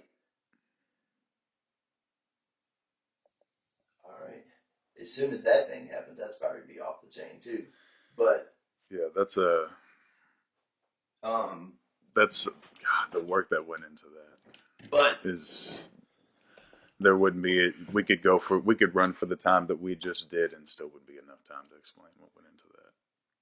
But you know, if anybody is going into, let me just say this. Let me just say it like this, and this is all I'll say about it, okay? If there is anybody that you see, if there is a grown man you see on the internet that has a discrepancy with going into detail about an issue with my new album coming out, with the Days of Night record getting ready to come out, the new group record with Berserk, Chad D, and Be Good all on one record together. If you see somebody going into just the start. more than that. So A lot more than that to come. But if you see anybody going into great detail about that, just ask them to explain the shoes I'm wearing in the album cover. That's all. That's really all I'm going to say. Literally say this. I challenge you, whether you like me, whether you don't like me, whether you want to say it in a derogatory way, whether you want to set me up in a way where it makes me look bad, no matter what, if you see someone going into detail about my new record I got coming out and the problem they got with it, ask them about the shoes I'm wearing on the album cover. And that's all I got to say. And if that has any kind of determination about the kind of person that I am, and if that coincidentally has nothing to do with why they're not mentioning that with their little cry fest or whatever, then I stand corrected. And again, I got the live platform for someone to call in, you know what I'm saying, and talk to me about it anytime they want to, not ducking and dodging a single, swinging, you know what. You know what I'm saying? But and for accessible for anyone to see and hear. So 100%. And anybody who's like, let me say this too, and again, it's like kind of liberating to be on like a platform where I could really kind of like speak, where I'm not in some kind of character promoting some kind of project. Where you don't, where somebody can actually hear the things you're saying instead of reading it. But I mean, I have to say this to the people who really just genuinely dig our shit, from Wide Awake's fishing show all the way to K7's Revenge to Afro Samurai to the Berserk tidal wave that's hit summer 2021. Anybody who's just into our shit and that's it and doesn't want to hear about any kind of fucking office politics, please forgive me, okay? I'll be finished, okay? Right, yeah. What we want to do something really cool with this show. We want to be able to promote our new stuff. We want to be able to have a place to talk about our new stuff coming out, so it's not such a surprise. And we also know that, you know, putting on a show Monday morning at 5 a.m., not a lot of people are going to be like lining up, glitching the system to watch it. So the people who do genuinely give a care about what we got going on have an outlet to come check this thing out, and they can kind of hear all the shit like way before, you know, the stuff while it's in the works. Because like even though it starts at that early time that we do, it's like third shift appreciation. Hello, you know, somebody who's working third shift would appreciate it. And and not only that, it kind of deciphers, kind of sorts out who look, bottom really line, is in tune and who isn't. So when you work the way that we work, Berserk, and I don't mean to be like on some kind of grandstanding thing, but honestly, when you keep the schedule that we keep, it's really hard to just sit and chill. Like, it's hard to sit and kick it with the people we like to sit and kick it with. And dude, every single person that bought a Berserk record, that came and stood front and center and sang along to every song at the Berserk release show, you know what I'm saying? Very like, big for me. Thank you to everyone that did. How much do we wish we could like literally take those people and put them on first class and go to the Bahamas and live it up for a week with those people? Like, we so wish we could, but in the name of putting out this level of shit with what we have to work with, we have no time for nothing. You know what I'm saying? And so like, this show is just kind of a way to kick it with our people. Anybody who wants to call in and talk to us can. It's like it probably sounds cliche too, but it's like you can go to Walmart and you can get you the boxed pie out of the freezer. That's right. But you know, when you come to us, we were in the kitchen making that pie from scratch. And That's right. And you're going to taste that love when you get that bite. Hey, no shit. No shit. There's a dude at the Carlos Dixon bite, okay, walking around. Look, anybody who was there at that fight knows this person I'm talking about. There's a dude walking around in a full sombrero, black dude with long dreads. Yeah. Braids, dreads. Okay. You might have started a new trend though, Dre. But it wasn't like, they weren't like dreads like Bob Marley dreads. They were like very like neat, you know what I'm saying? Like braided. I guess you could call them dreads because they were very long, you know, whatever. Anyway, wearing a full sombrero, okay, wearing these sunglasses, looked like he was playing outfield for the River Bats. Okay, like I'm talking the reflector sunglasses. Yeah, yeah. Wearing a Michael Jordan jersey, authentic. I'm talking hardwood classics with the stitching and Mm, everything. Some jeans, yeah. and then some cowboy boots, shit kickers, brother, with his jeans tucked into the top of the cowboy Shit boots. kickers. Walking around eating a whole blueberry pie with a fork, just walking around the Iroquois amphitheater. Wow. And Living his best life. I looked at the people I was with, and I was like, listen, this will be the last time we ever come here, and I'm this conservative. Okay, that's me every time. There's another Right, dude yeah. walking around. He had this buttoned up shirt on with the sleeves cut off, and he had a cowboy hat on. Shit. I loved it, bro. I said, dude, That's awesome. I love seeing that too. Somebody that is just, me the next time I go out, like dressing like, yeah, Sunday, like you Easter, want, bro. not like you should. I swear to you, man, that was pretty fucking funny. But yeah, man. I don't know. Let's see here. Um, what, let's see. What's your deadline? Do you got the Oh, office to go what visit time is today? it? 6:30 ish. 6:30. I'm good until, You're good. You're yeah, good for the people to be with yeah, our people. for All sure. right, cool. Yeah, Well, man, like they say like if people aren't you know if people aren't coming at you, if people aren't like coming down on you, you're not making any noise anyway. kind of thing. You know what I'm Yeah, saying? So in the name of that, I mean, dude, we're really fucking working out here. And one thing that I'm really, yeah, really proud of is like the only thing that I see in I don't want to call it competition, but the only thing I see in opposition of us is just like Facebook commenting. That's what I see. That's what we yeah. have. That's what we're up against and stuff. You know what I'm saying? And then literally, I'm discovering this as we're in the recording studio doing the audio for three different projects, and then we leave directly from here to go to the film set to do shit for three different projects. You know what I'm saying? And I'm really proud of that, man. I think Yeah. um the stuff we got going I on. was gonna I announced it. gonna say, just with the table, I was just gonna say with the lens and all that. They like it when you shake it, shake it. But the excitement was so big around the Berserk release show. I kind of teased it about the Manhunt movie that we're filming. Yeah, Um, we've been it's just unbelievable because I was telling somebody, um, I'm still new, like fresh to the filmmaking thing. yeah, Again, I'm just like an idea guy, and when it comes to being able to capture those ideas, it's like I need to learn the gear, but I have the idea. It's just learning how to bring that idea to life. So I'm right, yeah. still learning that all the time, and I'm watching documentaries on Kubrick and shit, and And to be honest with you, I wouldn't be interested in watching somebody's film if it was a director or a filmmaker that claimed to have known it all. I'd be like, right, wow, then you're not going to advance beyond what I'm going to see now. Then. so much, Okay, cool. yeah.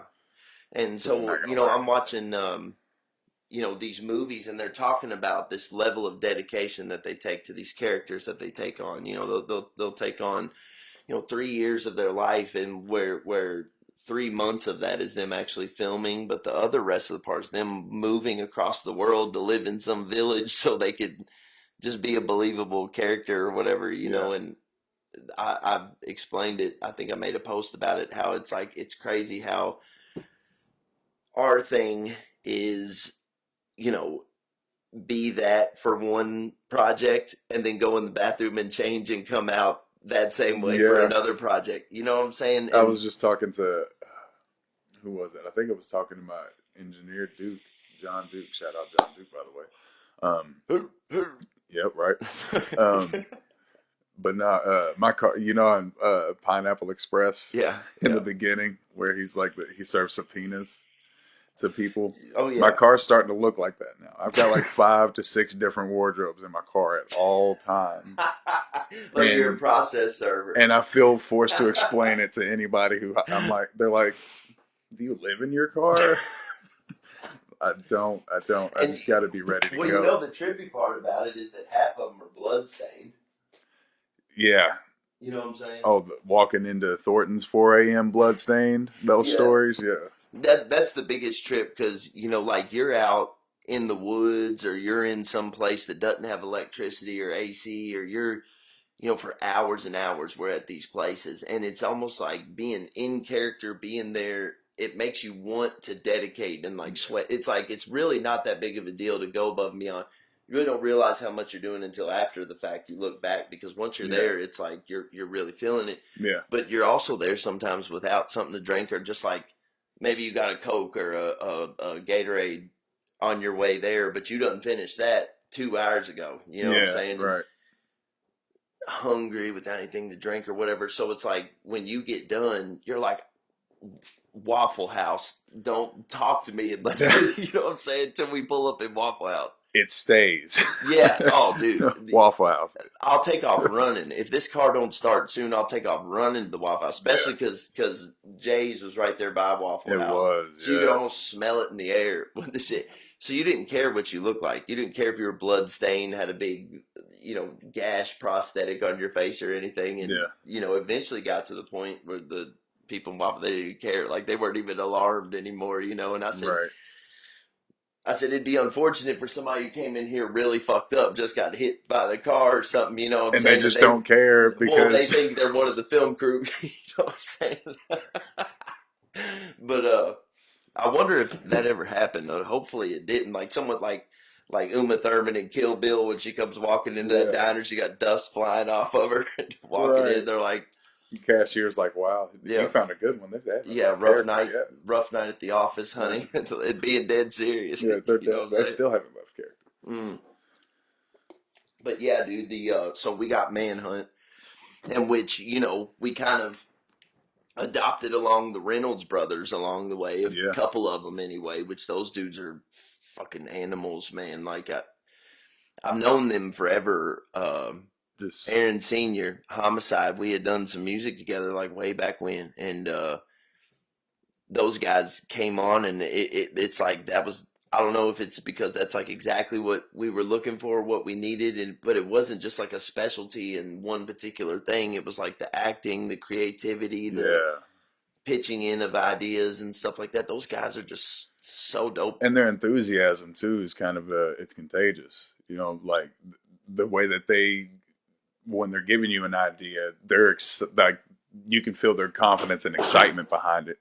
Like when somebody else will shoot you an idea, they're like, "Well, I was just thinking maybe we could, you know, and then possibly." Right. But they're like, "No, if we can do this and we can get this and that and set it up all perfect," and they get very. it makes me listen. I'm like, okay. When they're doing the thing, you see that they have like you see that they have a real like interest, like they're fascinated in it, like That's they're what it's about, hypnotized though. by it, you know. That's when you know you're really about it, and that's like art is you, and you are art.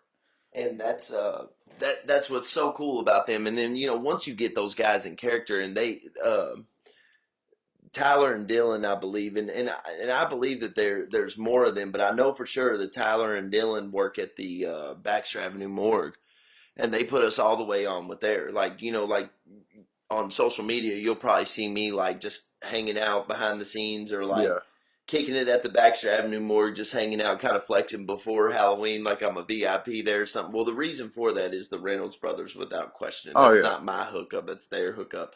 That they're gracious enough to hook us up with, you for know, sure. and because it's crazy. It's like every little room they have in there is sectioned off to be like a different movie scene or a Yeah, different set. and it's crazy because like I remember growing up and seeing it, like passing it and passing it, Yeah, dude. and like it's one of those things that's like when you work hard enough and you Yeah. just keep on keeping on. If I wasn't doing music or in the acting, I'd have never got to see these rooms. Yeah. And it's through Tyler and Dylan. Yeah. Yeah. And I'm super thankful. and Aaron Senior has the let me give me just a second. I'll look it up. That's why I brought this laptop here, so I could What a laptop at. What a laptop at. yeah, so I could like look up stuff and reference stuff. But Aaron Senior and Tyler have a paranormal investigator show where they Yeah, go to yeah, these really cool, dope places in Louisville, and it's really cool because they kind of speak your language, and it really feels like a group of people that like a group of your friends yeah. are out there you're with because they're very knowledgeable about it, but at the same time they're not like trying to speak a bunch of textbooky shit to you, pretending to be like scholarly experts on the shit. You know what I'm saying? Right, Like yeah. they're speaking our language, but they've got the gear and they've got like and it's edited extremely well, and I'm gonna try to find it And here. not only that, like the incentive or the will to even do it. Yeah. A lot of people will say they're going to do something and don't. Well, I think their bread and butter, I think those guys' bread and butter is the streaming of the like Call of Duty, GTA Yeah. stuff. There's like a really big network for that, Oh yeah. you know. Absolutely. And I've seen people that just like to watch other people play, like without even playing, or just everybody. Yeah. right, and anybody listening, um, we are talking about if you look on my Facebook, Chad Dundee, if you look up Joey Hughes, um, Tyler Reynolds, Dylan Reynolds, those are the two guys that we're talking about right Yeah. now. They're working with us. They're super great guys, super awesome guys, Absolutely. excellent members of DLMF, excellent guys in real life. Yeah. 100%. Tyler is a super great guy, and just for the people that are still here 2 hours later or whatever that are watching this podcast, actually interested in what we're talking about, I'll just let this out straight up, okay? Joey, don't lasso me and fucking tape my mouth shut when you hear me talking about this, okay? Um, I've been around long enough to no, to okay. know. Uh, we are currently working on a okay, where should I start here? The movie Clockwork Orange, the Kubrick movie Clockwork Orange, was based on a book. Um, and I can't even think of who it was that wrote it. Anyway, it was based on a book that was 21 chapters, but Yeah. the version that we got in the United States was only 20 chapters because this 21st chapter was so controversial that it didn't meet whatever community standards were in the Yeah. United States Yeah. for novelizations, violence against women, things like that. Yeah. And so when I read the book and I saw it, I figured a way for us to add a short movie to this anthology was to maybe make a movie about chapter 21 and make it in the style of the Clockwork Orange everything, Yeah. and just kind of have a short movie based on that last chapter, but also in that movie add in some of the scenes from the book that didn't quite make the movie, like as a flashback or something like that. Yeah. And Dylan is going to play Alex DeLarge, who Malcolm McDonald played in the Clockwork Orange or whatever. Dylan's going to play that, and Wow. it's crazy because the way that it is with Dylan is See, that I didn't even yeah, know that. yeah, and the way that it is with him is he is so dynamite. He's so awesome that it's like if he ends up not being available to do this, I won't then look to get that role filled. I'll just probably cancel the whole project because Exactly. he is so money For it. for it. And it goes back to what we were talking about earlier on, and about how you know the type of artist you are, the type of artist I am, the way that we go about doing things, but look at what it then becomes when we're able to like collectively do it together. Yeah. Tyler is like a just a talented, he's like a talented spark of light floating Yeah. around, you know what I'm saying? And I feel like attached with the stuff that we do, that could just only add on and make it even that much more brighter, you know Yeah. what I'm saying? And so that's And it sucks because the biggest misconception is that we pull people in to try and make someone else bigger, and really it's just like a time and place for everything. It's a team effort, yeah, like when it's time for when it was time for the Berserk album, that was the focus. right, And then once that was done, you transition focus, and just because the transition of focus wasn't on me, I didn't stop providing towards what was next. Yeah. And that's the hardest thing for people to do when they get in these groups together, is that when it's not their time or when it's somebody else's time, they don't want to support that person in the meanwhile. That's If you so look at true. any label at all, look at of course, I don't want to name drop them, but Sure. several artists, they're sharing each other's stuff without any shame or doubt. Like, check my boy out; he's the hottest thing out right now. Yep. Even if it sounds like they're saying he's hotter than me, you know what I mean, or hotter Mm. than myself, whoever's talking about it. And people don't want to do that. It's me, me, me, me, me. They want to either be in front of the camera or they want to be at the front of the poster. They don't want to be the one who's making the poster. They want to be the one that's holding the camera. They want to be the one under the light, not holding the light. And it sucks because they think that they shouldn't have to do that because all they see of the person they idolize is them in front of the poster and in front of the camera. So they think that's just all they've got to be. Yep. But what they don't see is the footwork that these artists do put in. Like, just because you don't see it, like, you mean to tell me that there's take your favorite independent artist or your underground artist that's popping right now. What you see is just what you get, is what they're allowing you to see. What you're not seeing is the probably showing up to the studio at the time that he was scheduled, and well, now you've got to wait an extra 3 hours because so and so just came in, and you just got to work around that. Oh yeah, you had 3 verses that were due by next week, so you should probably go out there and write those right now. Demeaning shit. Oh, all of that. Yeah. You know what I'm saying? Every bit of that. And that's just what you don't see. But there's no reason for you to see it because what we care about is the finished product. That's so true. And here especially, I think a lot of people, they come here and they feel like they have to turn that character on here when they're operating here. They don't Yeah. understand the difference in, like coming here and doing the work and, like presenting it as the character or whatever. And so therefore, if it's behind closed doors, behind the scenes, and shit isn't getting done right, and you have like real people there with you who are like whipping you in the ass, and not figuratively, not in a violent, aggressive kind of way, but when you have people like, look, this isn't right, and we need to get this done right. Yeah. I'm not trying to single anybody out or anything, but look, you fucked up today. You'll be thankful, yeah. You get the game ball today, but you fucked up today, kind of thing. And Yeah. then the next day it might be different with 2 different people, but in this particular climate and these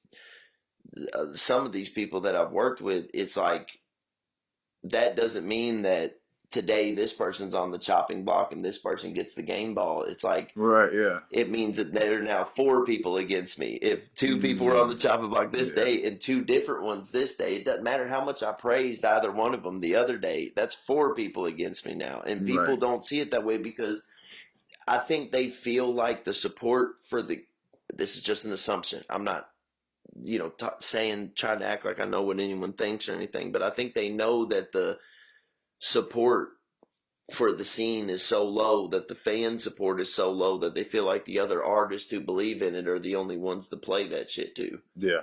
And maybe that's, I don't know, because I don't know.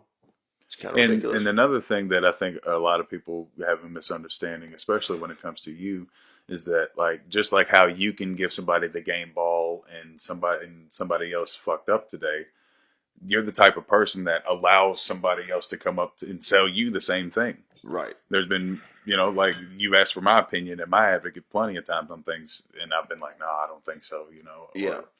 And whether or not you change your mind about it is still up to you, totally. But it's like, if their opinion didn't make you change your mind, right, then all of a sudden you're a narcissist, or you just don't care what anybody else thinks. Like, yeah, there's been times where your feedback has definitely changed my mind on sure, things. yeah. And I'm sure that it's been vice versa, you know what I'm saying? Where it's like, oh yeah, I didn't consider that. Well, it was kind of like the thing I was talking about earlier with Buckshot. Like, the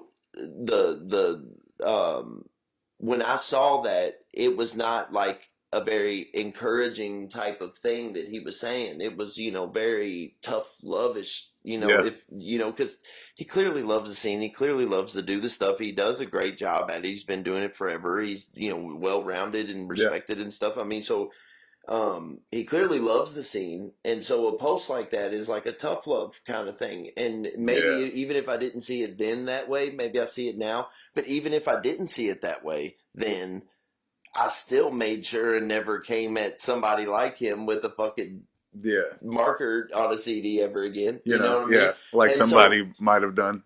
the way I look at it is I don't ever, you won't ever see me on somebody's Facebook talking about, oh, well, he said people who write on markers aren't good enough, and maybe some people don't have the money like he does to have the blah, blah, blah, like other Yeah. people do. You know what I'm saying? I'm not going to get on there.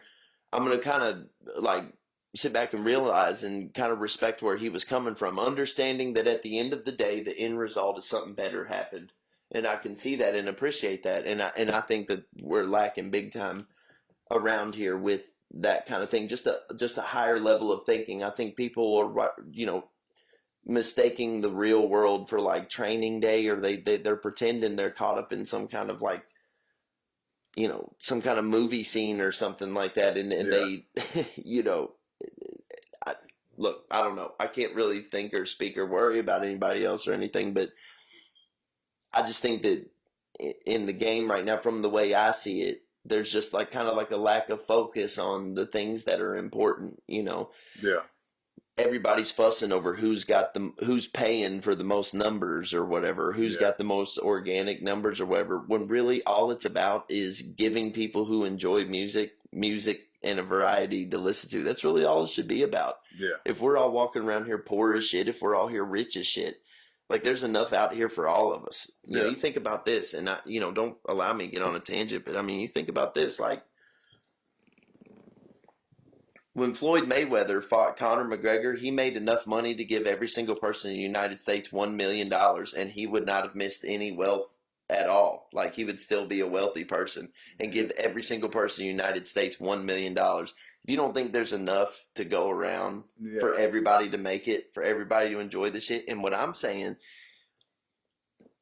and I don't know, I feel like maybe it's asinine to bring this up or whatever, but I've heard people kind of picking on me out there about like have made claims about how people have kind of like seen what we've done and kind of like imitated it or thought people were imitating my shit, Yeah. or kind of something like that. And my frustration from that comes in two places. It comes from the idea that I want there to be like variety. I want the fact that like maybe you're Booker T and I'm the Undertaker and this person is different characters. We're all not coming out there trying to be the Undertaker together. I Right. don't see you put on a glove or put on a hat and a leather jacket and shit and say, man, Yeah. that hat and leather jacket's working for him. I'm now going to do a hat and leather jacket. Like I'm not, Right. and so that frustrates me also. Another part of it frustrates me is because I'm like, hey man, like if I'm doing something that clearly you're on the same wavelength on, to the point where your shit ends up being just like mine in some way, shape, or form, like why can't we have love for each other? Like why can't you have public love for me? Yeah. Like Yeah. if I'm of any type of influence, or I'm not saying people are stealing their whole shit from me, I'm not saying anything, but it's like if you saw something I did and it made you want to go do it, what's the problem with being like, hey man, I'm on my so and so, big love to so and so, or Yeah. or Yeah. just saying, hey man, I see you out here killing shit. Like, what's the problem with doing that? But to like publicly come out and down talk me, but then in your shit come out and do shit you see me doing. Yeah. It's just it's hard. It gets frustrating at times. You know what I'm saying? And I think that I I've think. tried to explain that in certain ways that at the end of the day I didn't feel any better after explaining myself. Right. Yeah. So what was the use in even?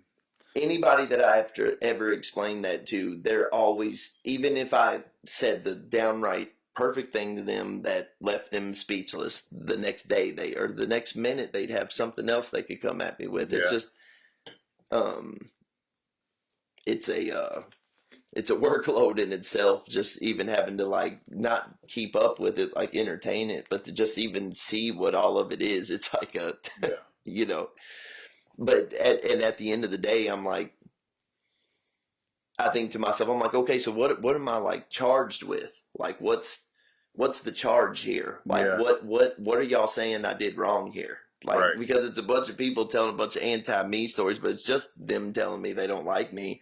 Yeah. And I don't really care about that part. So like, it's like I got you on for $2, or I put out the shit. Like I spent thousands of dollars making the Thousands. shit, Yeah. thousands and thousands of dollars Didn't ask for a making dime shit from you. to make you look like a superstar, and now I'm putting it out for free, You just had to be there. and you just had to be there, and now you Not get to only look. that, like half the time you didn't even have to come up with material. Somebody talking about, Like it I was see set my and face ready. on T-shirts, I see my face on comic books, I see my face on album covers, and I'm like, and you're bitching about that? Like, you know what I'm Yeah. saying? Like, you have a problem with that? But it's Yeah. like, but the thing is like, that's the closest thing to reasonable that person could come up with. Like, it's like there's nothing really else for them to say other than that. But at the end of the day, if they think I got them on for some kind of money, it's like the equivalency of like $2. They're like Yeah. screenshotting text and posting it to Facebook without ever coming to me first. Joey, Yeah. That Joey, was the if main I if thing. I ever have a problem with you, bro, if you and I, mark my word, we're on live television, okay? If you and I ever have a problem, what will happen is I'll come to you, call you, text you, Yeah. whatever. If I can't get a hold of you, I'll try to like bump into you and say, "Hey man, I haven't been able to get a hold of you." If that no longer works, and you did something really, really awful to me, the internet would then become like an option. But I'd really have to like weigh that. You know what I'm saying? Like, You'd be have to left with no other resource and still be that worried about it. no way ever, if Yeah. I had a discrepancy against you and I had your phone number, would I go to the internet first. Exactly. You know what I'm saying? Like, Yeah. that's like, and but like I said, it's not to like convict anybody. It's like I really hope for the best, and I would literally, if any of these people that are talking down on me right now came to me with a dope idea that they wanted to do, I would without question get behind it and like not take anything personal at all. Like, Yeah. I don't take any of this shit personal. I think they got a twist. I think they think I'm trying to come from a place where I'm trying to like be cool and fit in with everybody, because maybe some people in our outfit are like that, but like I'm not. You know what I mean? Yeah. It's like I just want to get this work done. And I think you guys are dope. I think y'all got superstar quality and shit like that. I want you Yeah. guys to help me make my shit dope, because I think we can make something even doper together. That's the Exactly. whole initiative. Exactly. Anybody you see who has a problem with DLMF, like I guarantee you that story started with me coming trying to offer some kind of help or something that they didn't have Yeah. originally. Like that's where that story started. You know what I'm Yeah. saying? And so in the meantime, bro, what we literally have two movies we're shooting simultaneously. Yeah. There's always a Berserk video that we're shooting, so I don't even Yes, there count that is. in the mix of the workload. Um, the days of night shit, it's like, where did that shit even come from? Who are those people even in that music video? Well, Um, and they got there somehow, some way. I was on this computer Circles. looking for I was looking to see where the it's Aaron Reynolds, but if you look up Tyler Reynolds, Dylan Reynolds on Chad Dundee, Joey Hughes's Facebook page, we're mutual friends. I'm sure it's like one of the top friends or There's whatever a on there. But if you look them up, you'll see the paranormal show that they're doing. That's what I was on here searching for. But or for anybody that was at the Berserk release show, he introed me yeah, as Pizzle the Clown. that's right. Yeah, Tyler Reynolds, who I'm talking about right now, was Pizzle the Clown at Joey Berserk's release show at WWME. The psycho, scary, schizo freak that had the children in the audience screaming and crying, In terror. withering in terror. That is Tyler Reynolds. So maybe you know what I'm talking about a little bit. Maybe you know that Maybe that you have guy's good seen at it. what he does. No Yeah. shit. But dude, I think maybe because I'm seeing the red light flashing on one camera, I know it's probably flashing on the other. Um, I say maybe this is a good time for maybe we could wrap it up unless you had Yeah. something else you want to touch on. I had nothing else to touch on besides, I guess, for the first episode, I'll say thank you to everyone that tuned in, that did take a second to check this out. And for those who didn't, unfortunately, this was your only moment to catch it live, but Yeah. I'll let you take it away as to That's the Okay. final closing Yeah, statement. sure. So, again, the deal with the U radio is that anybody, friend or foe, uh, universal or domestic, that would like to, call with a question, comment, concern, discrepancy, whether you want to know our opinions on something with sports or a new movie or Anything. something that's anything pop culture, anything underground. Um, you hit us up, let us know if you want the scoop on any kind of DLMF gossip or dirt or tea or anything like that. Please feel free to let me know. Nothing's off limits.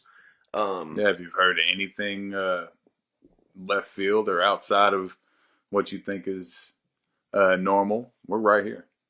Give us a Absolutely. call. And here's the thing: if you are online, artist, non-artist, anybody keeps up, I would never tell you to not support the people that we're talking about that are kind of Right. against us. Yeah. It's very, very important that you at least check them out because it's very important for us to have variety in town. Yes. Um, I hope and wish for the best for them. I really hope that Absolutely. we're having these same arguments in the Hampton Hills one day. I mean, I really Yeah. do. Right. So don't get that twisted. But however, if you ever see them talking or rebuttaling this podcast or anything like that, please feel free to let them know that every Monday morning at 5 a.m. we will be here with a telephone number for them to call for us to speak live to the internet in front of the world about anything that they want to talk about. And we leave that wide open. So if you hear anybody saying that we have nothing to say about a certain subject, tell them to call into the show and we'll be happy to touch on it. Any and everything. Absolutely. Um, and then also, if you would ever be interested in being a part of the show, please feel free to contact the DLMF Cinema Network. Yes. If you have anything to advertise for the show, if you'd like to be a guest for the show, if you'd like to feature it on your broadcasting, please feel free to contact us. And I guess with that being said, visit us at dlmfcinemanetwork.com. Be sure to check out The Last Day of Night, Part 1 of 2. Just dropped. Which I don't think that'll be out. Well, yeah, the music video on Facebook. That's right. Yeah, Fuck just me. dropped. Part 1 of 2. See, I don't even know the people that are in that video that made the video or in the video or who shot the video. I don't know who any of No, them are. I saw it come up on my news feed and I was like, that's Just pretty some. dope, and I shared it. I'll tell you this. This is one thing I know if I'm into hip hop at all right now in the city of Louisville is that new guy Berserk that's blazing everything and setting Yeah, everything on fire. yeah. He literally is about ready to come out with a record with fucking lyrical serial killer Cadillac Dundee and fucking Be Good, the fucking Oh, haunted horror mask guy. I mean, Jesus, there's you can't pick one name for That's him. like a CD that's for real getting ready to come out, and chances are it's probably not gonna take a whole lot to be able to hear it. It's probably There's just not, gonna be a click away, and that's like a really special thing here in town. and it's crazy because it's not just talent on the mic. There's talent behind the mic too Yeah, big that time. went There's a into that. lot of, I mean, you put artists like that together on a record, you really got to go all out with the production quality, or else you're doing it a disservice. Somebody we know, we were together, and somebody we know, somebody probably see this and watch this, and if you see this and watch this, I'm talking about you. It's nothing but love. I love you to pieces, but they're telling us about how much they love and care about something and want to make sure something, goes well. And we tell them, or I tell them, well, if you really cared about it, you wouldn't do it in such a ragtag, bottom of the barrel kind of way that you're doing it. You know what I'm saying? So, practicing what I preach, you can't have like an all star group, Wu Tang Clan level talent, like on a fucking album and not go all out with the production, making them sound as good as you can. You know what I'm saying? Um, so that's that. Thank you so much, anybody who watches, whether you're watching it live, whether you watch it later. We're grateful for you. Thank you so much for keeping up with all of our shit, and we will see you guys on Thursday when the show airs, and then we'll see you live again next Monday. Yeah, the following Monday. The LMF Cinema Network. And I think that's it, Joey. Yes, sir. Have a great day. Yeah, yeah, yeah.